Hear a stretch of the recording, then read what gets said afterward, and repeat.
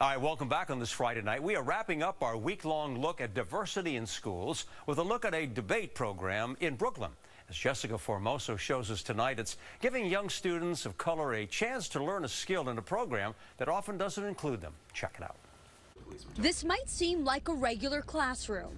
There's other ways that you can restrain people. But it's not. These students of Achievement First Brooklyn High School like to prove a point. Guns are not the problem. People are.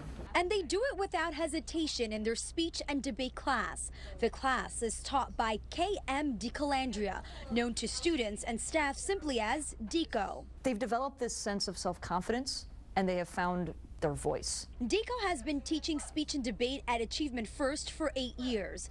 This year, he has 6 classes. That's about 60 students who are not afraid to speak up and debate controversial topics. It's kids talking about immigration in the age of Trump. It's kids talking about their families being torn apart because family members were deported. Kids talking about being immigrants in the age of Trump. It's kids talking about being victims of racism, police brutality. The different opinions is what makes debate fun. It's very important, especially in this time where there's a lot of cyberbullying and such like that. Everybody in speech and debate has a voice. Everybody, it's like a little family. Dorian Stedman is now a senior. He's taken speech and debate numerous times. He says this class allowed him to have a voice. I was bullied a lot in elementary school, so I didn't really have much of a voice and people didn't listen to me as much, and so I thought here, start out high school debate, I could get a voice. What these students debate doesn't stay in the classroom. They take it on the road.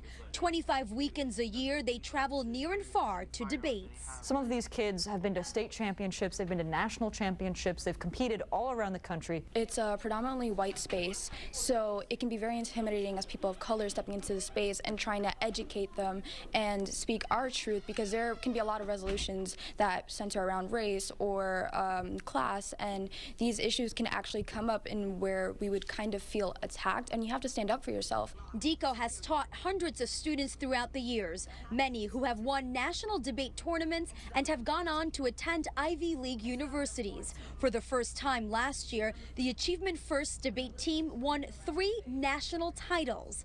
Now, as for Deco, he is nominated for a Hometown Hero Award this year. I think the thing that Deco does the best is encouraging their students constantly that they are good enough. Their first speech and debate tournament will be Friday, September 14th at Yale University. Of course, best of luck. I'm Jessica Formoso, Fox 5 News.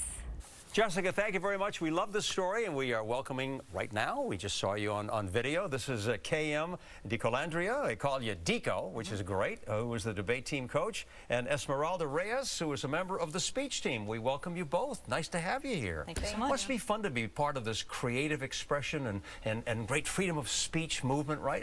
It's got to be a terrific thing for you as an instructor, as a teacher. So I always say that nobody likes their job more than I like mine. It's just so special to watch kids grow into their voice and their confidence and just really enjoy themselves in this activity. Well, you're part of it every day, and Esmeralda, you're on the speech team, right? Yes. How do you enjoy this? I enjoy this because it is a time where I command the stage and I can have time to share my family story and the importance and how it impacts me.